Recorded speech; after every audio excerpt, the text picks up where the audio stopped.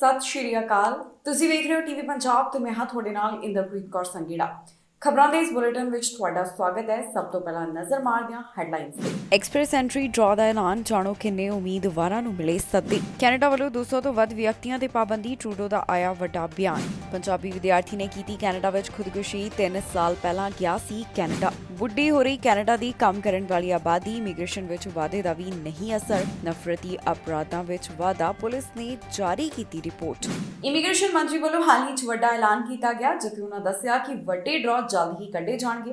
ਅੱਜ express entry ਦਾ draw ਕੱਢਿਆ ਗਿਆ, ਪਰ ਇਹ ਡਰਾਅ ਪੀਐਨਪੀ ਸਪੈਸੀਫਿਕ ਸੀ, ਜਿਸ ਵਿੱਚ 1000 ਤੋਂ ਘੱਟ ਉਮੀਦਵਾਰਾਂ ਨੂੰ ਸੱਦੇ ਜਾਰੀ ਕੀਤੇ ਗਏ। ਪੈਂਡੈਮਿਕ ਤੋਂ ਪਹਿਲਾਂ ਪੀਐਨਪੀ ਸਪੈਸੀਫਿਕ ਡਰਾਅ ਬਹੁਤ ਘੱਟ ਕੱਢੇ ਜਾ ਰਹੇ ਸਨ, ਪਰ ਬਾਅਦ ਵਿੱਚ ਜਿਹੜੇ ਵੱਡੇ ਡਰਾਅ ਸਨ ਉਹਨਾਂ ਦੇ ਉੱਪਰ ਰੋਕ ਲਗਾ ਦਿੱਤੀ ਗਈ, ਪਰ ਹੁਣ ਜਲਦ ਹੀ ਇਸ ਦੀ ਸ਼ੁਰੂਆਤ ਕੀਤੀ ਜਾਵੇਗੀ। ਕੈਨੇਡਾ ਵੱਲੋਂ ਐਲਾਨ ਕੀਤਾ ਗਿਆ ਕਿ ਜੁਲਾਈ ਮਹੀਨੇ ਦੌਰਾਨ ਵੱਡੇ ਡਰਾਅ ਕੱਢੇ ਜਾਣਗੇ ਤੇ ਜਿਹੜਾ ਉਹਨਾਂ ਵੱਲੋਂ ਤਾਜ਼ਾ ਡਰਾਅ ਕੱਢਿਆ ਗਿਆ, ਇਸ ਵਿੱਚ 1000 ਤੋਂ ਵੀ ਘੱਟ ਸੱਦੇ ਜਾਰੀ ਕੀਤੇ ਗਏ।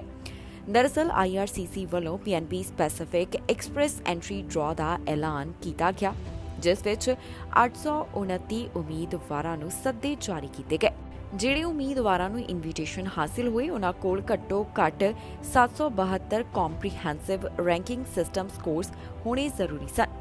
ਇਸ ਤੋਂ ਪਹਿਲਾਂ ਜਿਹੜਾ ਡਰਾਅ ਕੱਢਿਆ ਗਿਆ, ਉਸ ਵਿੱਚ immigration, refugees and citizenship Canada ਵੱਲੋਂ 787 ਪੀਐਨਪੀ ਕੈਂਡੀਡੇਟਸ ਨੂੰ ਸੱਦੇ ਦਿੱਤੇ ਗਏ ਸਨ ਤੇ ਇਹਨਾਂ ਨੂੰ 782 ਪੁਆਇੰਟਸ ਦੀ ਜ਼ਰੂਰਤ ਸੀ। ਜ਼ਿਕਰਯੋਗ ਹੈ ਕਿ ਕੈਨੇਡਾ ਦੇ ਇਮੀਗ੍ਰੇਸ਼ਨ ਮੰਤਰੀ ਵੱਲੋਂ ਹਾਲ ਹੀ ਵਿੱਚ ਇੱਕ ਵੱਡਾ ਐਲਾਨ ਕੀਤਾ ਗਿਆ, ਜਿੱਥੇ ਉਹਨਾਂ ਵੱਲੋਂ ਦੱਸਿਆ ਗਿਆ ਕਿ ਫੈਡਰਲ ਸਕਿਲਡ ਵਰਕਰ ਪ੍ਰੋਗਰਾਮ ਅਤੇ ਕੈਨੇਡੀਅਨ ਐਕਸਪੀਰੀਅੰਸ ਕਲਾਸ ਕੈਂਡੀਡੇਟਸ ਵਾਸਤੇ ਜੁਲਾਈ ਮਹੀਨੇ ਤੋਂ ਡਰਾਅ ਕੱਢੇ ਜਾਣਗੇ, ਜਿਹੜੇ ਕਾਫੀ ਲੰਬੇ ਸਮੇਂ ਤੋਂ ਪੌਜ਼ ਤੇ ਰੱਖੇ ਗਏ ਸਨ। ਪੈਂਡੈਮਿਕ ਤੋਂ ਪਹਿਲਾਂ ਆਮ ਤੌਰ ਦੇ ਉੱਪਰ ਅਜਿਹਾ ਹੁੰਦਾ ਸੀ ਕਿ IRCC ਵੱਲੋਂ ਬਹੁਤ ਘੱਟ ਪੀਐਨਪੀ ਸਪੈਸੀਫਿਕ ਡਰਾਅ ਕੱਢੇ ਜਾਂਦੇ ਸਨ। ਉਹਨਾਂ ਵੱਲੋਂ ਜ਼ਿਆਦਾਤਰ ਵੱਡੇ ਡਰਾਅ ਹੀ ਐਲਾਨ ਕੀਤੇ ਗਏ, ਪਰ ਪੈਂਡੈਮਿਕ ਦੌਰਾਨ ਇਹ ਦੇਖਣ ਵਿੱਚ ਆਇਆ ਕਿ ਜ਼ਿਆਦਾ ਤੋਂ ਜ਼ਿਆਦਾ ਪੀਐਨਪੀ ਸਪੈਸੀਫਿਕ ਡਰਾਅ ਕੁਝ ਸਮੇਂ ਤੋਂ ਕੱਢੇ ਜਾ ਰਹੇ ਸਨ। ਦੱਸ ਦਈਏ ਕਿ ਕੋਰੋਨਾ ਪੈਂਡੈਮਿਕ ਦੌਰਾਨ ਕਾਫੀ ਜ਼ਿਆਦਾ ਪਾਬੰਦੀਆਂ ਹੋਣ ਕਾਰਨ ਜ਼ਿਆਦਾਤਰ ਉਹਨਾਂ ਨੂੰ ਹੀ ਮੌਕਾ ਦਿੱਤਾ ਗਿਆ ਜਿਹੜੇ ਪਹਿਲਾਂ ਹੀ ਕੈਨੇਡਾ ਵਿੱਚ ਸਨ। ਇਮੀਗ੍ਰੇਸ਼ਨ ਵਿਭਾਗ ਵੱਲੋਂ ਲਗਾਤਾਰ ਇਹ ਵੀ ਜਾਣਕਾਰੀ ਸਾਂਝੀ ਕੀਤੀ ਜਾ ਰਹੀ ਹੈ ਕਿ ਉਹਨਾਂ ਕੋਲ ਮੌਜੂਦਾ ਸਮੇਂ ਵੀ ਫਾਈਲਾਂ ਦਾ ਵੱਡਾ ਬੈਕਲੌਗ ਇਕੱਠਾ ਪਿਆ ਹੈ, ਜਿਸ ਉੱਪਰ ਜਲਦ ਤੋਂ ਜਲਦ ਫੈਸਲਾ ਸੁਣਾਉਣ ਵਾਸਤੇ ਕਈ ਖਾਸ ਕਦਮ ਚੁੱਕੇ ਜਾ ਰਹੇ ਨੇ। ਇਸ ਵਾਰ ਵੀ ਇਹ ਟੀਚਾ ਤੈਅ ਕੀਤਾ ਗਿਆ ਹੈ ਕਿ ਇਸ ਸਾਲ ਦੌਰਾਨ 4 ਲੱਖ ਤੋਂ ਵੱਧ ਦਾ ਸਵਾਗਤ ਕੀਤਾ ਜਾਵੇਗਾ। ਹੁਣ ਦੇਖਣਾ ਹੋਵੇਗਾ ਕਿ ਵਿਭਾਗ ਆਉਣ ਵਾਲੇ ਸਮੇਂ ਵਿੱਚ ਇਮੀਗ੍ਰੇਸ਼ਨ ਨਾਲ ਜੁੜੇ ਹੋਏ ਕਿਹੜੇ ਵੱਡੇ ਕਦਮ ਚੁੱਕਦਾ ਹੈ ਤੇ ਕਿਸ ਤਰ੍ਹਾਂ ਉਹਨਾਂ ਵੱਲੋਂ ਫਾਈਲਾਂ ਦੇ ਬੈਕਲੌਗ ਦੇ ਉੱਪਰ ਜਲਦ ਫੈਸਲਾ ਸੁਣਾਇਆ ਜਾਵੇਗਾ। ਕੈਨੇਡਾ ਵੱਲੋਂ 200 ਦੇ ਕਰੀਬ ਵਿਅਕਤੀਆਂ ਉੱਪਰ ਸਖਤ ਪਾਬੰਦੀਆਂ ਦਾ ਐਲਾਨ ਕੀਤਾ ਗਿਆ ਹੈ। ਦਰਅਸਲ ਰੂਸ ਖਿਲਾਫ ਇੱਕ ਵਾਰ ਫਿਰ ਤੋਂ ਕੈਨੇਡਾ ਨੇ ਕਾਰਵਾਈ ਕੀਤੀ ਹੈ ਤੇ ਉਹਨਾਂ ਵੱਲੋਂ ਜਿਹੜੇ ਵਲਾਦੀਮੀਰ ਪੁਤਿਨ ਦੇ ਕਰੀਬੀ ਹਨ, ਉਹ 200 ਜਾਣਿਆਂ ਉੱਪਰ ਪਾਬੰਦੀਆਂ ਦੀ ਜਾਣਕਾਰੀ ਸਾਂਝੀ ਕੀਤੀ। ਇਸ ਬਾਰੇ ਪ੍ਰਧਾਨ ਮੰਤਰੀ ਜਸਟਿਨ ਟਰੂਡੋ ਵੀ ਬੋਲੇ, ਉਹਨਾਂ ਦਾ ਵੀ ਇੱਕ ਬਿਆਨ ਸਾਹਮਣੇ ਆਇਆ। ਕੈਨੇਡਾ ਵੱਲੋਂ ਇੱਕ ਵਾਰ ਫਿਰ ਤੋਂ ਰੂਸ ਖਿਲਾਫ ਕਾਰਵਾਈ ਕੀਤੀ ਗਈ, ਜਿੱਥੇ ਕਈ ਵੱਡੇ ਚਿਹਰਿਆਂ ਉੱਪਰ ਪਾਬੰਦੀਆਂ ਲਗਾਈਆਂ ਗਈਆਂ ਨੇ। ਪੁਤਿਨ ਦੇ 200 ਤੋਂ ਵੱਧ ਕਰੀਬੀਆਂ ਦੇ ਉੱਪਰ ਕੈਨੇਡਾ ਵੱਲੋਂ ਪਾਬੰਦੀਆਂ ਦਾ ਐਲਾਨ ਕੀਤਾ ਗਿਆ। ਦੱਸ ਦਈਏ ਕਿ 24 ਫਰਵਰੀ ਨੂੰ ਯੂਕਰੇਨ ਉੱਪਰ ਜੋ ਰੂਸ ਵੱਲੋਂ ਹਮਲਾ ਕੀਤਾ ਗਿਆ, ਉਸ ਤੋਂ ਬਾਅਦ ਕੈਨੇਡਾ ਲਗਾਤਾਰ ਕਈਆਂ ਤੇ ਪਾਬੰਦੀਆਂ ਦਾ ਐਲਾਨ ਕਰ ਰਿਹਾ ਹੈ। ਰੂਸ ਦੇ 1000 ਤੋਂ ਵੱਧ ਵਿਅਕਤੀ ਅਤੇ ਆਰਗੇਨਾਈਜੇਸ਼ਨਸ ਉੱਪਰ ਕੈਨੇਡਾ ਵੱਲੋਂ ਹੁਣ ਤੱਕ ਪਾਬੰਦੀਆਂ ਲਗਾਈਆਂ ਜਾ ਚੁੱਕੀਆਂ ਨੇ। 2014 ਵਿੱਚ ਰੂਸ ਦੁਆਰਾ ਕ੍ਰੀਮੀਆ ਤੇ ਕਬਜ਼ੇ ਤੋਂ ਬਾਅਦ ਕੈਨੇਡੀਅਨ ਪਾਬੰਦੀਆਂ ਦੇ ਘੇਰੇ ਵਿੱਚ ਆਉਣ ਵਾਲੇ ਰੂਸੀ ਵਿਅਕਤੀਆਂ ਦੀ ਗਿਣਤੀ 1400 ਦੇ ਕਰੀਬ ਪਹੁੰਚ ਚੁੱਕੀ ਹੈ। ਦੱਸ ਦਈਏ ਕਿ ਪਿਛਲੇ ਹਫ਼ਤੇ ਫੈਡਰਲ ਸਰਕਾਰ ਨੇ ਰਸ਼ੀਆ ਸਰਕਾਰ ਨਾਲ ਜੁੜੇ 14 ਹੋਰ ਵਿਅਕਤੀਆਂ ਤੇ ਨਵੀਆਂ ਪਾਬੰਦੀਆਂ ਲਗਾਉਣ ਦਾ ਐਲਾਨ ਕੀਤਾ ਸੀ, ਜਿਸ ਵਿੱਚ ਰਾਸ਼ਟਰਪਤੀ ਵਲਾਦੀਮੀਰ ਪੁਤਿਨ ਦੀਆਂ ਬੇਟੀਆਂ ਦੇ ਵੀ ਨਾਮ ਸਾਹਮਣੇ ਆਏ। ਪ੍ਰਧਾਨ ਮੰਤਰੀ ਜਸਟਿਨ ਟਰੂਡੋ ਵੱਲੋਂ ਲਗਾਤਾਰ ਇਸ ਬਾਰੇ ਆਪਣੇ ਵਿਚਾਰ ਸਾਂਝੇ ਕੀਤੇ ਜਾ ਰਹੇ ਨੇ। ਪ੍ਰਧਾਨ ਮੰਤਰੀ ਹਾਊਸ ਆਫ ਕਾਮਨਸ ਵਿੱਚ ਵੀ ਇਸ ਬਾਰੇ ਬੋਲੇ। ਉਹਨਾਂ ਕਿਹਾ ਕਿ ਇਹਨਾਂ ਪਾਬੰਦੀਆਂ ਦੇ ਹਵਾਲੇ ਤੋਂ ਕੈਨੇਡਾ ਰੂਸ ਨੂੰ ਇਹ ਸੰਦੇਸ਼ ਦੇਣਾ ਚਾਹੁੰਦਾ ਹੈ ਕਿ ਅਸੀਂ ਸਾਰੇ ਇਕਜੁੱਟ ਹਾਂ ਅਤੇ ਪੂਰੀ ਦੁਨੀਆ ਸਖਤੀ ਨਾਲ ਜਵਾਬ ਦੇ ਰਹੀ ਹੈ। ਕੈਨੇਡਾ ਤੋਂ ਇੱਕ ਅਜਿਹਾ ਮਾਮਲਾ ਸਾਹਮਣੇ ਆਇਆ ਜਿੱਥੇ ਪੰਜਾਬੀ ਮੂਲ ਦੇ ਅੰਤਰਰਾਸ਼ਟਰੀ ਵਿਦਿਆਰਥੀ ਵੱਲੋਂ ਖੁਦਕੁਸ਼ੀ ਕੀਤੀ ਗਈ। ਦੱਸਿਆ ਜਾ ਰਿਹਾ ਹੈ ਕਿ ਇਹ 3 ਸਾਲ ਪਹਿਲਾਂ ਪੰਜਾਬ ਤੋਂ ਕੈਨੇਡਾ ਵਿੱਚ ਪੜ੍ਹਾਈ ਕਰਨ ਵਾਸਤੇ ਗਿਆ ਸੀ। ਇਸ ਦੀ ਪੜ੍ਹਾਈ ਪੂਰੀ ਹੋ ਚੁੱਕੀ ਸੀ ਤੇ ਹੁਣ ਮਾਮਲਾ ਸਾਹਮਣੇ ਆਇਆ ਕਿ ਉਸਨੇ ਖੁਦਕੁਸ਼ੀ ਕਰ ਲਈ। ਇਸ ਵਾਸਤੇ GoFundMe ਵੀ ਚਲਾਇਆ ਜਾ ਰਿਹਾ ਹੈ। ਕੈਨੇਡਾ ਵਿੱਚ ਪੰਜਾਬੀ ਮੂਲ ਦੇ ਇੱਕ ਨੌਜਵਾਨ ਵੱਲੋਂ ਖੁਦਕੁਸ਼ੀ ਕੀਤੀ ਗਈ। ਇਹ ਅੰਤਰਰਾਸ਼ਟਰੀ ਵਿਦਿਆਰਥੀ ਪਟਿਆਲੇ ਜ਼ਿਲ੍ਹੇ ਨਾਲ ਸੰਬੰਧਿਤ ਦੱਸਿਆ ਜਾ ਰਿਹਾ ਹੈ, ਜਿਸ ਦਾ ਨਾਮ ਵੀ ਪੁਲਿਸ ਵੱਲੋਂ ਜਨਤਕ ਕੀਤਾ ਗਿਆ। ਦੱਸਿਆ ਜਾ ਰਿਹਾ ਹੈ ਕਿ ਇਹ ਵਿਦਿਆਰਥੀ ਪੰਜਾਬ ਤੋਂ 3 ਸਾਲ ਪਹਿਲਾਂ ਕੈਨੇਡਾ ਵਿੱਚ ਪੜ੍ਹਾਈ ਕਰਨ ਲਈ ਗਿਆ ਸੀ ਤੇ ਨੌਜਵਾਨ ਵੱਲੋਂ ਹੁਣ ਖੁਦਕੁਸ਼ੀ ਕੀਤੀ ਗਈ ਹੈ। ਜਾਣਕਾਰੀ ਮੁਤਾਬਕ ਇਸ ਦਾ ਨਾਮ ਅਰਸ਼ਦੀਪ ਵਰਮਾ ਦੱਸਿਆ ਗਿਆ, ਜੋ ਕਿ ਮਈ 2019 ਦੌਰਾਨ ਕੈਨੇਡਾ ਦੇ ਓਨਟਾਰੀਓ ਪ੍ਰੋਵਿੰਸ ਦੇ ਕੈਂਬਰੀਅਨ ਕਾਲਜ ਵਿੱਚ ਪੜ੍ਹਾਈ ਕਰਨ ਆਇਆ ਸੀ ਤੇ 23 ਅਪ੍ਰੈਲ ਨੂੰ ਉਸਨੇ ਖੁਦਕੁਸ਼ੀ ਕਰ ਲਈ। ਅਰਸ਼ਦੀਪ ਪਟਿਆਲਾ ਜ਼ਿਲ੍ਹੇ ਨਾਲ ਸੰਬੰਧਿਤ ਦੱਸਿਆ ਜਾ ਰਿਹਾ ਹੈ। ਅਰਸ਼ਦੀਪ ਦੀ ਮ੍ਰਿਤਕ ਦੇ ਭਾਰਤ ਭੇਜਣ ਵਾਸਤੇ GoFundMe ਵੀ ਚਲਾਇਆ ਜਾ ਰਿਹਾ ਹੈ। ਇਸ ਤਹਿਤ $20,000 ਇਕੱਠੇ ਕਰਨ ਦਾ ਟੀਚਾ ਤੈਅ ਕੀਤਾ ਗਿਆ ਹੈ। ਇਸ ਬਾਰੇ ਕੈਂਬਰੀਅਨ ਕਾਲਜ ਵੱਲੋਂ ਜਿਹੜੀ ਜਾਣਕਾਰੀ ਸਾਂਝੀ ਕੀਤੀ ਗਈ ਉਸ ਵਿੱਚ ਦੱਸਿਆ ਗਿਆ ਕਿ ਅਰਸ਼ਦੀਪ ਨੇ ਜਨਵਰੀ 2021 ਦੌਰਾਨ ਆਪਣੀ ਪੜ੍ਹਾਈ ਪੂਰੀ ਕਰ ਲਈ ਸੀ। ਕਾਲਜ ਦਾ ਕਹਿਣਾ ਹੈ ਕਿ ਇਹ ਬਹੁਤ ਦੁਖਦਾਈ ਘਟਨਾ ਹੈ। ਅਰਸ਼ਦੀਪ ਨੇ 2021 ਜਨਵਰੀ ਦੌਰਾਨ ਆਪਣੀ ਪੜ੍ਹਾਈ ਪੂਰੀ ਕਰ ਲਈ ਤੇ ਉਹਨਾਂ ਵੱਲੋਂ ਕਿਹਾ ਗਿਆ ਕਿ ਇਸ ਦੁੱਖ ਦੀ ਘੜੀ ਵਿੱਚ ਅਸੀਂ ਪਰਿਵਾਰ ਦੇ ਨਾਲ ਹਾਂ। ਸਟੈਟਿਸਟਿਕਸ ਕੈਨੇਡਾ ਵੱਲੋਂ ਇਹ ਗੱਲ ਕਹੀ ਗਈ ਹੈ ਕਿ ਕੈਨੇਡਾ ਦੀ ਕੰਮ ਕਰਨ ਵਾਲੀ ਆਬਾਦੀ ਬੁੱਢੀ ਹੋ ਰਹੀ ਹੈ। ਇਸ ਬਾਰੇ ਉਹਨਾਂ ਨੇ ਕੁਝ ਅੰਕੜੇ ਸਾਂਝੇ ਕੀਤੇ।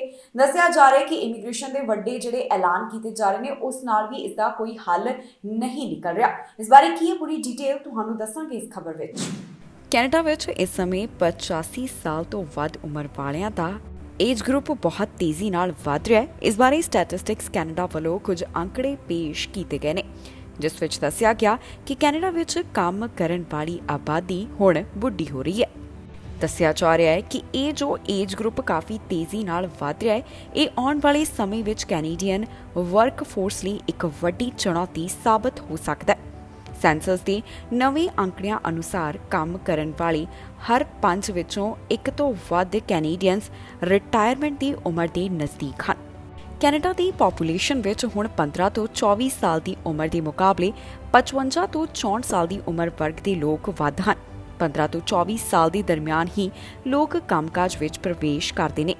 ਦੱਸ ਦਈਏ ਕਿ 1966 ਵਿੱਚ 55 ਤੋਂ 64 ਸਾਲ ਦੇ ਹਰੇਕ 100 ਕੈਨੇਡੀਅਨਸ ਪਿੱਛੇ 15 ਤੋਂ 24 ਸਾਲ ਦੇ 200 ਕੈਨੇਡੀਅਨਸ ਸਨ, ਪਰ ਹੁਣ ਸਥਿਤੀ ਇਸ ਦੇ ਉਲਟ ਹੈ। 2021 ਵਿੱਚ 55 ਤੋਂ 64 ਸਾਲ ਦੇ ਹਰੇਕ 100 ਕੈਨੇਡੀਅਨਸ ਪਿੱਛੇ 15 ਤੋਂ 24 ਸਾਲ ਦੇ ਸਿਰਫ 81 ਕੈਨੇਡੀਅਨਸ ਰਿਕਾਰਡ ਕੀਤੇ ਗਏ। ਸਟੈਟਿਸਟਿਕਸ ਕੈਨੇਡਾ ਦਾ ਕਹਿਣਾ ਹੈ ਕਿ ਇਸ ਰੁਝਾਨ ਨੂੰ ਇਮੀਗ੍ਰੇਸ਼ਨ ਰਾਹੀਂ ਹੌਲੀ ਤਾਂ ਕੀਤਾ ਜਾ ਸਕਦਾ ਹੈ, ਪਰ ਇਮੀਗ੍ਰੇਸ਼ਨ ਵਿੱਚ ਬੇਹੱਦ ਵਾਧੇ ਦੇ ਬਾਵਜੂਦ ਵੀ ਇਸ ਦੇ ਪ੍ਰਭਾਵ ਨੂੰ ਰੋਕਿਆ ਨਹੀਂ ਜਾ ਸਕਦਾ। ਇਹ ਅੰਕੜੇ ਸਾਹਮਣੇ ਆਉਣ ਤੋਂ ਬਾਅਦ ਵੀ ਸਟੈਟਿਸਟਿਕਸ ਕੈਨੇਡਾ ਦਾ ਕਹਿਣਾ ਹੈ ਕਿ G7 ਦੇਸ਼ਾਂ ਵਿੱਚ US ਅਤੇ UK ਤੋਂ ਬਾਅਦ ਕੈਨੇਡਾ ਦੀ ਆਬਾਦੀ ਸਭ ਤੋਂ ਜਵਾਨ ਆਬਾਦੀਆਂ ਵਿੱਚੋਂ ਇੱਕ ਹੈ, ਜਿੱਥੇ 64.8% ਦੀ ਆਬਾਦੀ 15 ਤੋਂ 64 ਸਾਲ ਦੇ ਦਰਮਿਆਨ ਹੈ। ਜਾਪਾਨ ਵਿੱਚ ਇਹ 60% ਤੋਂ ਵੀ ਘੱਟ ਹੈ। ਦੱਸ ਦਈਏ ਕਿ ਸਟੈਟਿਸਟਿਕਸ ਕੈਨੇਡਾ ਮੁਤਾਬਕ ਸਿਰਫ ਕੰਮ-ਕਾਜ ਕਰਨ ਵਾਲੀ ਆਬਾਦੀ ਹੀ ਨਹੀਂ, ਸਗੋਂ ਪੂਰੀ ਆਬਾਦੀ ਹੀ ਬੁੱਢੀ ਹੋ ਰਹੀ ਹੈ। 2016 ਤੋਂ 2021 ਦਰਮਿਆਨ 65 ਸਾਲ ਅਤੇ ਇਸ ਤੋਂ ਵੱਧ ਉਮਰ ਦੇ ਕੈਨੇਡੀਅਨਸ ਦੀ ਆਬਾਦੀ ਵਿੱਚ 18.3% ਵਾਧਾ ਹੋਇਆ ਅਤੇ ਇਹ 7 ਮਿਲੀਅਨ ਦਰਜ ਕੀਤੀ ਗਈ। ਪਿਛਲੇ 75 ਸਾਲਾਂ ਵਿੱਚ ਇਹ ਸਭ ਤੋਂ ਵੱਡਾ ਵਾਧਾ ਹੈ।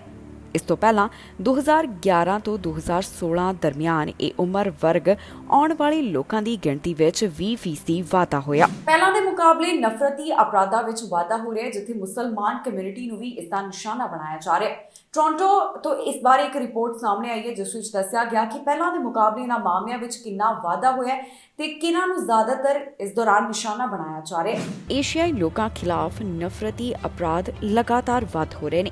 ਇਸ ਬਾਰੇ ਟੋਰਾਂਟੋ ਤੋਂ ਜਾਣਕਾਰੀ ਸਾਹਮਣੇ ਆਈ, ਜਿਸ ਵਿੱਚ ਦੱਸਿਆ ਗਿਆ ਹੈ ਕਿ ਟੋਰਾਂਟੋ ਵਿੱਚ ਏਸ਼ੀਅਨ ਲੋਕਾਂ ਖਿਲਾਫ ਨਫ਼ਰਤੀ ਅਪਰਾਧਾਂ ਵਿੱਚ ਪਹਿਲਾਂ ਦੇ ਮੁਕਾਬਲੇ ਵਾਧਾ ਹੋਇਆ। ਇਹ ਸਾਰੀ ਜਾਣਕਾਰੀ ਇੱਕ ਪੁਲਿਸ ਰਿਪੋਰਟ ਰਾਹੀਂ ਸਾਹਮਣੇ ਆਈ ਹੈ। ਟੋਰਾਂਟੋ ਪੁਲਿਸ ਵੱਲੋਂ ਜਿਹੜੇ ਨਵੇਂ ਅੰਕੜੇ ਪੇਸ਼ ਕੀਤੇ ਗਏ, ਇਹ ਦੱਸਦੇ ਹਨ ਕਿ ਪੈਂਡੈਮਿਕ ਦੇ 2 ਸਾਲ ਬਾਅਦ ਵੀ ਏਸ਼ੀਆਈ ਲੋਕਾਂ ਖਿਲਾਫ ਨਫ਼ਰਤੀ ਅਪਰਾਧਾਂ ਦੀ ਗਿਣਤੀ ਵਿੱਚ ਵਾਧਾ ਹੋਇਆ। ਟੋਰਾਂਟੋ ਪੁਲਿਸ ਵੱਲੋਂ ਇਸ ਬਾਰੇ ਇੱਕ ਰਿਪੋਰਟ ਪੇਸ਼ ਕੀਤੀ ਗਈ, ਜਿਸ ਵਿੱਚ ਦੱਸਿਆ ਗਿਆ ਕਿ ਸਾਲ 2021 ਵਿੱਚ ਵੀ ਏਸ਼ੀਅਨ, ਬਲੈਕ ਅਤੇ ਮੁਸਲਿਮ ਭਾਈਚਾਰੇ ਖਿਲਾਫ ਸਰੀਰਕ ਹਮਲੇ, ਭੰਨ-ਤੋੜ ਅਤੇ ਹੋਰ ਵੀ ਕਈ ਤਰ੍ਹਾਂ ਦੀਆਂ ਘਟਨਾਵਾਂ ਵਿੱਚ ਵਾਧਾ ਹੋਇਆ।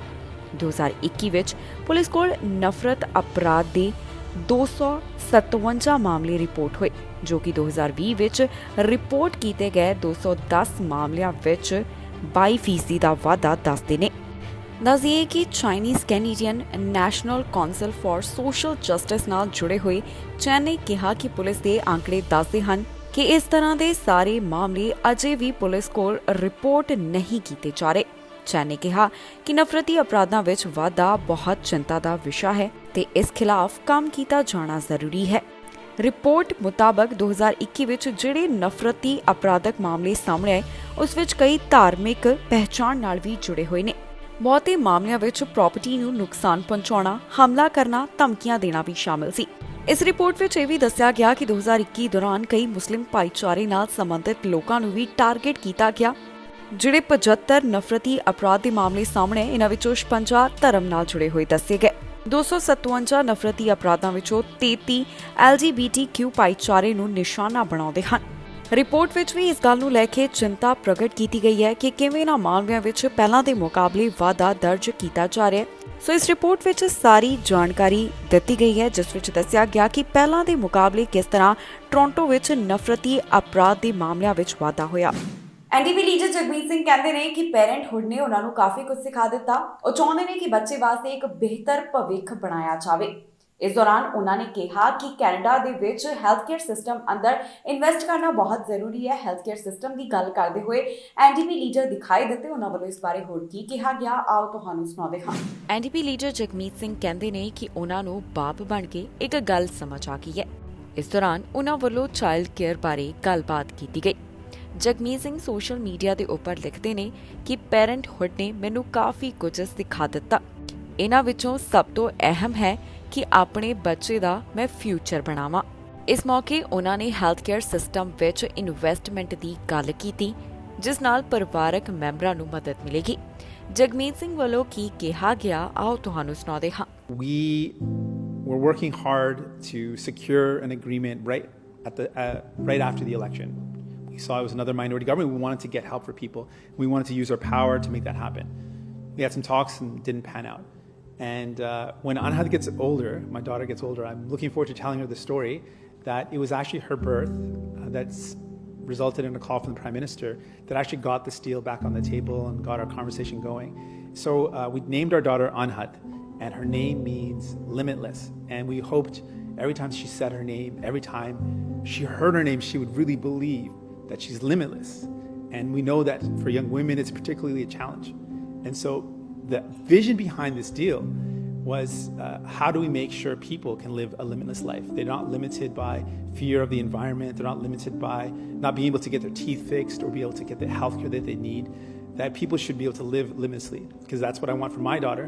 I'm sure that's what you want for your children. And in fact, I think it's what we should want for all children. And so we look at this deal as something, when she gets older, I want to tell her that she was a big part of making it happen. A deal that we call internally the Anhad Accord, the Limitless Accord, in a direction of making sure people get the care that they need.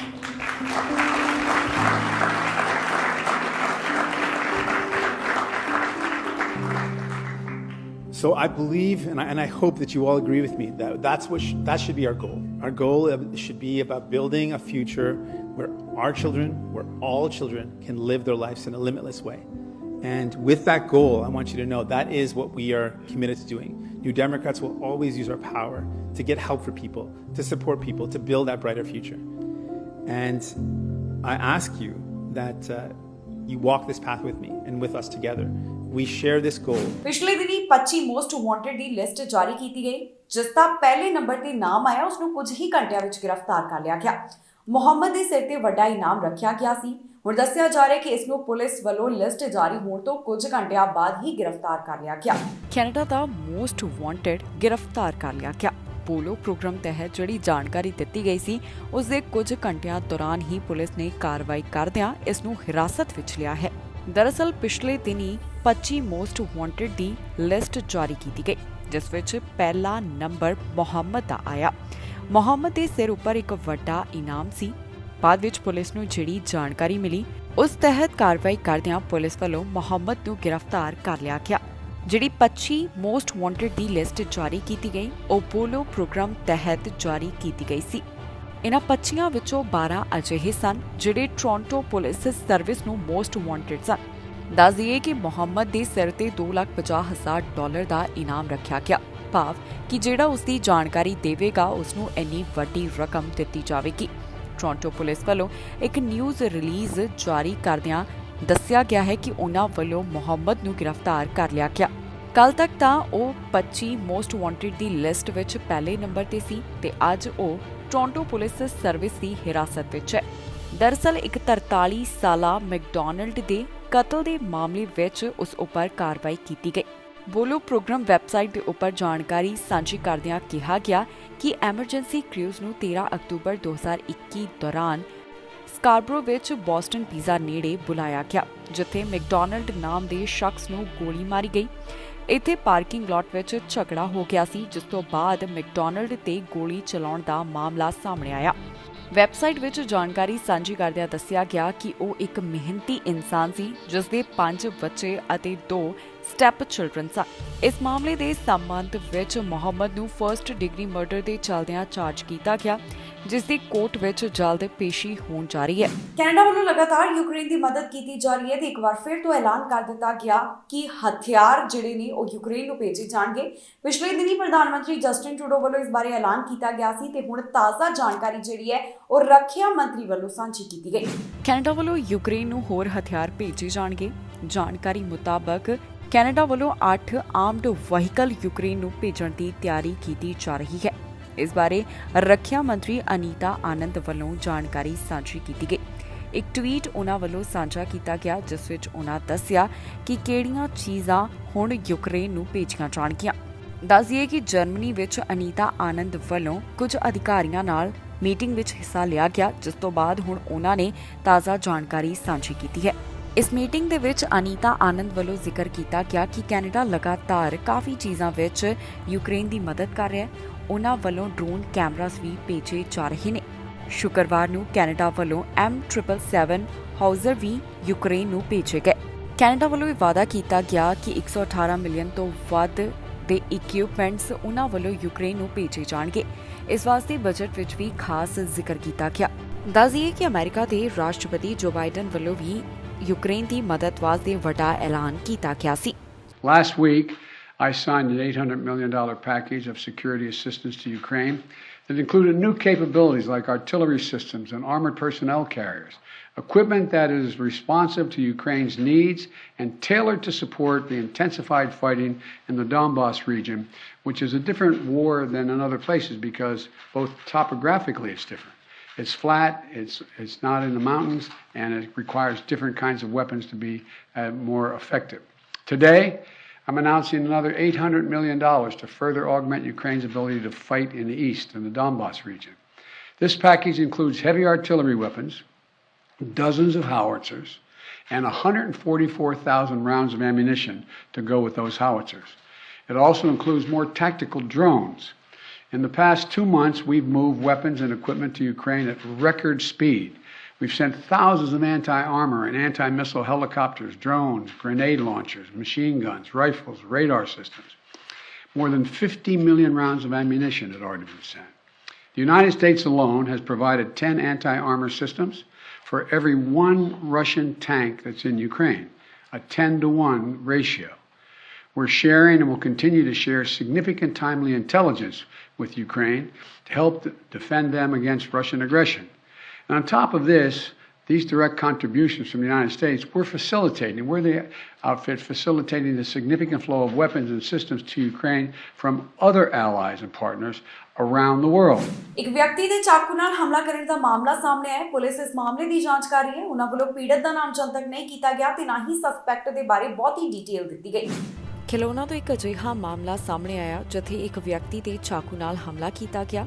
ਚਾਕੂ ਲੱਗਣ ਕਾਰਨ ਪੀੜਤ ਦੀ ਮੌਤ ਹੋ ਗਈ। ਇਸ ਸੰਬੰਧ ਵਿੱਚ ਕਾਰਵਾਈ ਕਰਦਿਆਂ ਪੁਲਿਸ ਵੱਲੋਂ ਇੱਕ ਨੌਜਵਾਨ ਨੂੰ ਹਿਰਾਸਤ ਵਿੱਚ ਲਿਆ ਗਿਆ। ਜਾਣਕਾਰੀ ਮੁਤਾਬਕ ਜਿਸ ਨੌਜਵਾਨ ਨੂੰ ਗ੍ਰਿਫਤਾਰ ਕੀਤਾ ਗਿਆ ਉਸ ਦੀ ਉਮਰ 22 ਸਾਲ ਦੇ ਕਰੀਬ ਦੱਸੀ ਗਈ ਹੈ, ਜਿਸ ਨੇ ਦੂਜੇ ਵਿਅਕਤੀ ਤੇ ਚਾਕੂ ਨਾਲ ਹਮਲਾ ਕੀਤਾ। ਫਿਲਹਾਲ ਸਸਪੈਕਟ ਦਾ ਨਾਮ ਪੁਲਿਸ ਵੱਲੋਂ ਜਨਤਕ ਨਹੀਂ ਕੀਤਾ ਗਿਆ। ਖਿਲੌਣਾ RCMP ਵੱਲੋਂ ਸਾਂਝੀ ਕੀਤੀ ਗਈ ਜਾਣਕਾਰੀ ਮੁਤਾਬਕ ਇਹ ਸ਼ੁਰੇਬਾਜ਼ੀ ਦਾ ਮਾਮਲਾ ਸੋਮਵਾਰ ਨੂੰ ਸਾਹਮਣੇ ਆਇਆ ਸੀ, ਜਿੱਥੇ ਸ਼ੁਰੂਆਤੀ ਸਮੇਂ ਝਗੜਾ ਹੋਇਆ ਤੇ ਬਾਅਦ ਵਿੱਚ ਗੱਲ ਇੱਥੋਂ ਤੱਕ ਪਹੁੰਚ ਗਈ ਕਿ ਇੱਕ ਨੌਜਵਾਨ ਨੇ 38 ਸਾਲਾ ਵਿਅਕਤੀ ਤੇ ਚਾਕੂ ਨਾਲ ਹਮਲਾ ਕਰ ਦਿੱਤਾ। ਪੁਲਿਸ ਨੂੰ ਇਸ ਬਾਰੇ 911 ਦੇ ਉੱਪਰ ਕਾਲ ਆਈ, ਜਿੱਥੇ ਉਹਨਾਂ ਨੂੰ ਪਤਾ ਚੱਲਿਆ ਕਿ ਇੱਕ ਵਿਅਕਤੀ ਜ਼ਖਮੀ ਹਾਲਤ ਵਿੱਚ ਪਿਆ ਹੈ। ਬਾਅਦ ਵਿੱਚ ਇਸ ਨੂੰ ਤੁਰੰਤ ਹਸਪਤਾਲ ਭਰਤੀ ਕਰਵਾਇਆ ਗਿਆ, ਪਰ ਇੱਥੇ ਉਸ ਦੀ ਮੌਤ ਹੋ ਗਈ। ਪੁਲਿਸ ਵੱਲੋਂ ਮੌਕੇ ਵਾਲੀ ਥਾਂ ਤੋਂ ਹੀ ਸਸਪੈਕਟ ਨੂੰ ਗ੍ਰਿਫਤਾਰ ਕੀਤਾ ਗਿਆ। ਫਿਲਹਾਲ ਇਸ ਮਾਮਲੇ ਦੀ ਵਧੇਰੀ ਜਾਂਚ ਉਹਨਾਂ ਵੱਲੋਂ ਕੀਤੀ ਜਾ ਰਹੀ ਹੈ। ਪੁਲਿਸ ਦਾ ਕਹਿਣਾ ਹੈ ਕਿ ਜੇਕਰ ਕਿਸੇ ਨੂੰ ਵੀ ਕੋਈ ਹੋਰ ਜਾਣਕਾਰੀ ਹੋਵੇ ਤਾਂ ਖਿਲੋਣਾ RCMP ਨਾਲ 2507623300 ਜਾਂ ਫਿਰ 1800222847 ਦੇ ਉੱਪਰ ਸੰਪਰਕ ਕਰਕੇ ਜਾਣਕਾਰੀ ਦਿੱਤੀ ਜਾ ਸਕਦੀ ਹੈ। 3 ਜਾਣਿਆਂ ਦੇ ਚਾਕੂ ਨਾਲ ਹਮਲਾ ਕੀਤਾ ਗਿਆ ਤੇ ਪੁਲਿਸ ਨੇ ਇਸ ਦੌਰਾਨ ਜਾਣਕਾਰੀ ਸਾਂਝੀ ਕੀਤੀ। ਦੱਸਿਆ ਜਾ ਰਿਹਾ ਹੈ ਕਿ 3 ਜਾਣਿਆਂ ਨੂੰ ਹਸਪਤਾਲ ਵਿੱਚ ਭਰਤੀ ਕਰਵਾਇਆ ਗਿਆ। ਨਾਮ ਇਹਨਾਂ ਦੇ ਅਜੇ ਜਨਤਕ ਨਹੀਂ ਕੀਤੇ ਗਏ। ਮਾਮਲੇ ਦੀ ਪੜਤਾਲ ਜਾਰੀ ਹੈ। ਸਕਾਰਬਰੋ ਤੋਂ ਇੱਕ ਅਜਿਹਾ ਮਾਮਲਾ ਸਾਹਮਣੇ ਆਇਆ ਜਿੱਥੇ 3 ਜਾਣਿਆਂ ਤੇ ਚਾਕੂ ਨਾਲ ਹਮਲਾ ਕੀਤਾ ਗਿਆ। ਇਸ ਮਾਮਲੇ ਵਿੱਚ ਕਾਰਵਾਈ ਕਰਦਿਆਂ ਪੁਲਿਸ ਨੇ ਟੀਨੇਜਰ ਨੂੰ ਗ੍ਰਿਫਤਾਰ ਕੀਤਾ। ਇਸ ਬਾਰੇ ਟੋਰਾਂਟੋ ਪੁਲਿਸ ਵੱਲੋਂ ਜਾਣਕਾਰੀ ਸਾਂਝੀ ਕਰਦਿਆਂ ਦੱਸਿਆ ਗਿਆ ਕਿ ਇਹ ਘਟਨਾ ਹਾਈਵੇ 401 ਦੇ ਨੇੜਿਓਂ ਸਾਹਮਣੇ ਆਈ। ਇਨਵੈਸਟੀਗੇਟਰਸ ਮੁਤਾਬਕ ਇੱਥੇ ਪਹਿਲਾਂ ਕੁਝ ਲੋਕਾਂ ਵਿੱਚ ਝਗੜਾ ਹੋ ਗਿਆ, ਜਿਸ ਤੋਂ ਬਾਅਦ ਗੱਲ ਇੱਥੋਂ ਤੱਕ ਪਹੁੰਚ ਗਈ ਕਿ ਚਾਕੂ ਨਾਲ ਹਮਲਾ ਹੀ ਕਰ ਦਿੱਤਾ ਗਿਆ। ਇੱਕ ਪੀੜਤ ਨੂੰ ਐਮਰਜੈਂਸੀ ਰਨ ਦੇ ਚੱਲਦਿਆਂ ਹਸਪਤਾਲ ਵਿੱਚ ਭਰਤੀ ਕਰਵਾਇਆ ਗਿਆ। ਟੋਰਾਂਟੋ ਪੈਰਾਮੈਡਿਕ ਸਰਵਿਸਿਜ਼ ਮੁਤਾਬਕ ਕੁੱਲ 3 ਜਾਣੇ ਇਸ ਦੌਰਾਨ ਜ਼ਖਮੀ ਹੋਏ। ਇਸ ਸੰਬੰਧ ਵਿੱਚ ਪੁਲਿਸ ਨੇ 14 ਸਾਲਾ ਲੜਕੇ ਨੂੰ ਹਿਰਾਸਤ ਵਿੱਚ ਲਿਆ, ਜਿਸ ਕੋਲੋਂ ਇੱਕ ਚਾਕੂ ਵੀ ਬਰਾਮਦ ਹੋਇਆ। ਇਹ ਗ੍ਰਿਫਤਾਰੀ ਉਹਨਾਂ ਵੱਲੋਂ ਘਟਨਾ ਵਾਲੀ ਥਾਂ ਤੋਂ ਹੀ ਕੀਤੀ ਗਈ। ਫਿਲਹਾਲ ਇਸ ਮਾਮਲੇ ਦੀ ਵਧੇਰੇ ਜਾਂਚ ਕੀਤੀ ਜਾ ਰਹੀ ਹੈ। ਜਿਹੜੇ 3 ਪੀੜਤ ਨੇ ਉਹਨਾਂ ਦੇ ਨਾਮ ਪੁਲਿਸ ਵੱਲੋਂ ਅਜੇ ਜਨਤਕ ਨਹੀਂ ਕੀਤੇ ਗਏ ਤੇ ਜਿਸ ਲੜਕੇ ਨੂੰ ਪੁਲਿਸ ਨੇ ਗ੍ਰਿਫਤਾਰ ਕੀਤਾ ਉਸ ਬਾਰੇ ਵੀ ਬਹੁਤੀ ਡਿਟੇਲ ਅਜੇ ਸਾਂਝੀ ਨਹੀਂ ਕੀਤੀ ਗਈ। ਮਾਮਲੇ ਦੀ ਪੜਤਾਲ ਜਾਰੀ ਹੈ, ਜਿਸ ਤੋਂ ਬਾਅਦ ਬਾਕੀ ਦੀ ਜਾਣਕਾਰੀ ਪੁਲਿਸ ਵੱਲੋਂ ਸਾਂਝੀ ਕੀਤੀ ਜਾਵੇਗੀ। TTC ਤੇ ਇੱਕ ਔਰਤ ਉੱਪਰ ਗਰਮ ਕੌਫੀ ਸੁੱਟਣ ਦਾ ਮਾਮਲਾ ਸਾਹਮਣੇ ਆਇਆ ਹੈ। ਸਸਪੈਕਟ ਦੀ ਪੁਲਿਸ ਵੱਲੋਂ ਭਾਲ ਕੀਤੀ ਜਾ ਰਹੀ ਹੈ। ਉਹਨਾਂ ਨੇ ਕੁਝ ਤਸਵੀਰਾਂ ਸਾਂਝੀਆਂ ਕੀਤੀਆਂ ਤੇ ਕੁਝ ਡਿਸਕ੍ਰਿਪਸ਼ਨ ਜਿਹੜੀ ਹੈ ਉਹ ਵੀ ਸਸਪੈਕਟ ਬਾਰੇ ਦੱਸੀ ਗਈ। ਫਿਲਹਾਲ ਪੀੜਤ ਦਾ ਨਾਮ ਜਨਤਕ ਨਹੀਂ ਕੀਤਾ ਗਿਆ। TTC ਤੇ ਇੱਕ ਔਰਤ ਉੱਪਰ ਗਰਮ ਕੌਫੀ ਸੁੱਟਣ ਦਾ ਮਾਮਲਾ ਸਾਹਮਣੇ ਆਇਆ, ਜਿਸ ਦੋਸ਼ੀ ਦੀ ਹੁਣ ਪੁਲਿਸ ਵੱਲੋਂ ਭਾਲ ਕੀਤੀ ਜਾ ਰਹੀ ਹੈ। ਟੋਰਾਂਟੋ ਪੁਲਿਸ ਵੱਲੋਂ ਇਸ ਬਾਰੇ ਜਾਣਕਾਰੀ ਸਾਂਝੀ ਕਰਦਿਆਂ ਦੱਸਿਆ ਗਿਆ ਕਿ ਇਹ ਮਾਮਲਾ 11 ਮਾਰਚ ਨੂੰ ਸਾਹਮਣੇ ਆਇਆ, ਜਿੱਥੇ ਸਸਪੈਕਟ ਵੱਲੋਂ ਇੱਕ ਔਰਤ ਉੱਪਰ ਗਰਮ ਕੌਫੀ ਸੁੱਟੀ ਗਈ। ਜਾਣਕਾਰੀ ਮੁਤਾਬਕ ਦੱਸਿਆ ਗਿਆ ਕਿ ਜਿਹੜਾ ਇਸ ਘਟਨਾ ਨਾਲ ਜੁੜਿਆ ਹੋਇਆ ਸਸਪੈਕਟ ਹੈ, ਉਸਨੇ ਪਹਿਲਾਂ ਇੱਕ ਮੇਲ ਪੈਸੇਂਜਰ ਨਾਲ ਝਗੜਾ ਕੀਤਾ ਤੇ ਬਾਅਦ ਵਿੱਚ ਉਸਨੇ ਔਰਤ ਦੇ ਉੱਪਰ ਗਰਮ ਕੌਫੀ ਸੁੱਟ ਦਿੱਤੀ। ਉਹ ਮੌਕੇ ਵਾਲੀ ਥਾਂ ਤੋਂ ਫਰਾਰ ਹੋ ਗਿਆ। ਇਸ ਦੀਆਂ ਤਸਵੀਰਾਂ ਵੀ ਪੁਲਿਸ ਵੱਲੋਂ ਜਾਰੀ ਕੀਤੀਆਂ ਗਈਆਂ ਨੇ, ਜਿਸ ਦੀ ਉਮਰ 45 ਤੋਂ 50 ਸਾਲ ਕਰੀਬ ਦੱਸੀ ਗਈ। ਕੱਦ 5 ਫੁੱਟ 5 ਇੰਚ ਤੇ ਇਹ ਮੀਡੀਅਮ ਬਿਲਡ ਦੱਸਿਆ ਗਿਆ ਹੈ ਕਿ ਇਸ ਵੱਲੋਂ ਇੱਕ ਜੈਕਟ ਪਹਿਨੀ ਹੋਈ, ਇਸ ਤੋਂ ਇਲਾਵਾ ਬੇਸਬਾਲ ਕੈਪ ਵੀ ਪਾਈ ਹੋਈ ਹੈ। ਪੁਲਿਸ ਦਾ ਕਹਿਣਾ ਹੈ ਕਿ ਜੇਕਰ ਕਿਸੇ ਨੂੰ ਵੀ ਇਸ ਬਾਰੇ ਕੋਈ ਜਾਣਕਾਰੀ ਹੋਵੇ ਤਾਂ ਉਹਨਾਂ ਨਾਲ ਜ਼ਰੂਰ ਸੰਪਰਕ ਕਰਨ। ਅਜੇ ਇਸ ਮਾਮਲੇ ਦੇ ਸੰਬੰਧ ਵਿੱਚ ਉਹਨਾਂ ਨੇ ਜ਼ਿਆਦਾ ਡਿਟੇਲ ਸਾਂਝੀ ਨਹੀਂ ਕੀਤੀ। ਮਾਮਲੇ ਦੀ ਜਾਂਚ ਜਾਰੀ ਹੈ, ਜਿਸ ਤੋਂ ਬਾਅਦ ਬਾਕੀ ਦੀ ਇਨਫੋਰਮੇਸ਼ਨ ਪੁਲਿਸ ਵਿਭਾਗ ਵੱਲੋਂ ਸਾਂਝੀ ਕੀਤੀ ਜਾਵੇਗੀ। ਇਸ ਖਬਰ ਵਿੱਚ ਜਾਣਕਾਰੀ ਤੁਹਾਡੇ ਨਾਲ ਸਾਂਝੀ ਕਰਾਂਗੇ ਕਿ ਕੈਨੇਡਾ ਦੇ ਕਿਹੜੇ ਹਿੱਸੇ ਤੋਂ ਕਿੰਨੇ ਕੋਰੋਨਾ ਵਾਇਰਸ ਦੇ ਮਾਮਲੇ ਸਾਹਮਣੇ ਆਏ। ਇਸ ਸਮੇਂ ਕੈਨੇਡਾ ਵਿੱਚ ਕੋਰੋਨਾ ਵਾਇਰਸ ਦੇ ਕੀ ਹਾਲਾਤ ਬਣੇ ਹੋਏ ਨੇ, ਤੁਹਾਨੂੰ ਜਾਣੂ ਕਰਵਾਵਾਂਗੇ ਇਸ ਖਬਰ ਰਾਹੀਂ।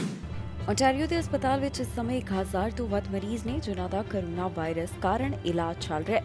ਇੱਥੇ ਹਸਪਤਾਲ ਵਿੱਚ 1734 ਮਰੀਜ਼ਾਂ ਦੀ ਗਿਣਤੀ ਦੱਸੀ ਗਈ ਤੇ ਇੰਟੈਂਸਿਵ ਕੇਅਰ ਅਧੀਨ 211 ਜਾਣੇ ਭਰਤੀ ਹਨ। ਦੱਸ ਦਈਏ ਕਿ ਪਹਿਲਾਂ ਦੇ ਮੁਕਾਬਲੇ ਓਨਟਾਰੀਓ ਵਿੱਚ ਜ਼ਿਆਦਾ ਕੋਰੋਨਾ ਦੇ ਮਾਮਲੇ ਸਾਹਮਣੇ ਆ ਰਹੇ ਨੇ ਤੇ ਹਸਪਤਾਲ ਵਿੱਚ ਵੀ ਮਰੀਜ਼ਾਂ ਦੀ ਗਿਣਤੀ ਵਧੀ ਹੈ। ਇੱਥੇ ਕੋਰੋਨਾ ਵਾਇਰਸ ਦੀ 6ਵੀਂ ਲਹਿਰ ਦਾ ਓਨਟਾਰੀਓ ਵਾਸੀ ਮੌਜੂਦਾ ਸਮੇਂ ਸਾਹਮਣਾ ਕਰ ਰਹੇ ਨੇ। ਬੀਤੇ 24 ਘੰਟਿਆਂ ਦੌਰਾਨ 3005 ਕੇਸਿਸ ਰਿਕਾਰਡ ਕੀਤੇ ਗਏ। ਪੈਂਡੈਮਿਕ ਦੀ ਸ਼ੁਰੂਆਤ ਤੋਂ ਲੈ ਕੇ ਹੁਣ ਤੱਕ ਕੁੱਲ ਕੋਰੋਨਾ ਮਾਮਲਿਆਂ ਦਾ ਅੰਕੜਾ 12 ਲੱਖ ਤੋਂ ਪਾਰ ਪਹੁੰਚ ਗਿਆ। 24 ਘੰਟਿਆਂ ਦੌਰਾਨ 22 ਮੌਤਾਂ ਇਸ ਵਾਇਰਸ ਕਾਰਨ ਹੋਈਆਂ, ਜਿਸ ਤੋਂ ਬਾਅਦ ਮੌਤਾਂ ਦਾ ਅੰਕੜਾ 12772 ਦੱਸਿਆ ਗਿਆ।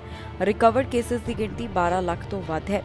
ਵੈਕਸੀਨੇਸ਼ਨ ਦੀ ਜਾਣਕਾਰੀ ਮੁਤਾਬਕ ਜਿਨ੍ਹਾਂ ਦੀ ਉਮਰ 12 ਸਾਲ ਤੋਂ ਇਸ ਤੋਂ ਵੱਧ ਹੈ, ਉਹਨਾਂ ਵਿੱਚ 91.1% ਆਬਾਦੀ ਇਸ ਸਮੇਂ ਫੁੱਲੀ ਵੈਕਸੀਨੇਟਡ ਹੈ। 93% ਵੱਲੋਂ ਕੋਵਿਡ-19 ਵੈਕਸੀਨ ਦੀ ਪਹਿਲੀ ਡੋਜ਼, 56.4% ਵੱਲੋਂ ਕੋਵਿਡ-19 ਵੈਕਸੀਨ ਦੇ 3 ਟੀਕੇ ਲਗਵਾਏ ਗਏ। 5 ਸਾਲ ਤੋਂ 11 ਸਾਲ ਵਾਲਿਆਂ ਵਿੱਚ 56.2% ਆਬਾਦੀ ਵੱਲੋਂ ਕੋਵਿਡ-19 ਵੈਕਸੀਨ ਦੀ ਪਹਿਲੀ ਡੋਜ਼ ਤੇ 35% ਆਬਾਦੀ ਵੱਲੋਂ ਕੋਵਿਡ-19 ਵੈਕਸੀਨ ਦੇ ਦੋਨੋਂ ਟੀਕੇ ਲਗਵਾਏ ਗਏ। ਇਸ ਸੂਬੇ ਵਿੱਚ ਟੈਸਟ ਪੋਜ਼ਿਟਿਵਿਟੀ ਰੇਟ 15.2% ਦੱਸਿਆ ਗਿਆ, ਜੋ ਕਿ ਪਹਿਲਾਂ ਇੱਕ ਹਫ਼ਤੇ ਦੌਰਾਨ 16.8% ਦਰਜ ਕੀਤਾ ਗਿਆ ਸੀ। ਕਿਊਬਿਕ ਦੇ ਹਸਪਤਾਲ ਵਿੱਚ ਇਸ ਸਮੇਂ 2000 ਤੋਂ ਵੱਧ ਮਰੀਜ਼ ਹਨ। ਇੱਥੇ ਹਸਪਤਾਲ ਵਿੱਚ 2372 ਨੂੰ ਕੋਰੋਨਾ ਵਾਇਰਸ ਕਾਰਨ ਭਰਤੀ ਕਰਵਾਇਆ ਗਿਆ। ਇੰਟੈਂਸਿਵ ਕੇਅਰ ਅਧੀਨ 92 ਦੀ ਗਿਣਤੀ ਦੱਸੀ ਗਈ। ਸੂਬੇ ਵਿੱਚ 24 ਘੰਟੇ ਦੌਰਾਨ 2000 ਤੋਂ ਜ਼ਿਆਦਾ ਮਾਮਲੇ ਸਾਹਮਣੇ ਆਏ। ਬੀਤੇ 24 ਘੰਟੇ ਦੌਰਾਨ 2066 ਕੇਸਿਸ ਰਿਕਾਰਡ ਕੀਤੇ ਗਏ ਤੇ 22 ਮੌਤਾਂ ਇਸ ਵਾਇਰਸ ਕਾਰਨ ਹੋ ਗਈਆਂ। ਪੈਂਡੈਮਿਕ ਦੀ ਸ਼ੁਰੂਆਤ ਤੋਂ ਲੈ ਕੇ ਹੁਣ ਤੱਕ 10 ਲੱਖ ਤੋਂ ਵੱਧ ਕੋਰੋਨਾ ਦੇ ਮਾਮਲੇ ਸਾਹਮਣੇ ਆ ਚੁੱਕੇ ਨੇ। 14928 ਮੌਤਾਂ ਇਸ ਵਾਇਰਸ ਕਾਰਨ ਹੋ ਚੁੱਕੀਆਂ ਨੇ। ਸੂਬੇ ਵਿੱਚ ਵੈਕਸੀਨੇਸ਼ਨ ਦੀ ਜਾਣਕਾਰੀ ਮੁਤਾਬਕ 5 ਸਾਲ ਤੇ ਇਸ ਤੋਂ ਵੱਧ ਉਮਰ ਵਾਲਿਆਂ 'ਚ 91% ਦੀ ਆਬਾਦੀ ਨੂੰ ਕੋਵਿਡ-19 ਵੈਕਸੀਨ ਦੀ ਪਹਿਲੀ ਡੋਜ਼, 87% ਦੀ ਆਬਾਦੀ ਨੂੰ ਕੋਵਿਡ-19 ਵੈਕਸੀਨ ਦੇ 2 ਟੀਕੇ ਤੇ 54% ਦੀ ਆਬਾਦੀ ਨੂੰ 3 ਟੀਕੇ ਲੱਗ ਚੁੱਕੇ ਹਨ। ਇਸ ਦੇ ਨਾਲ ਹੀ ਜਾਂਦੇ ਇੱਕ ਵਾਰ ਫਿਰ ਤੋਂ ਨਜ਼ਰ ਮਾਰਦੇ ਹਾਂ ਹੈਡਲਾਈਨਸ ਤੇ।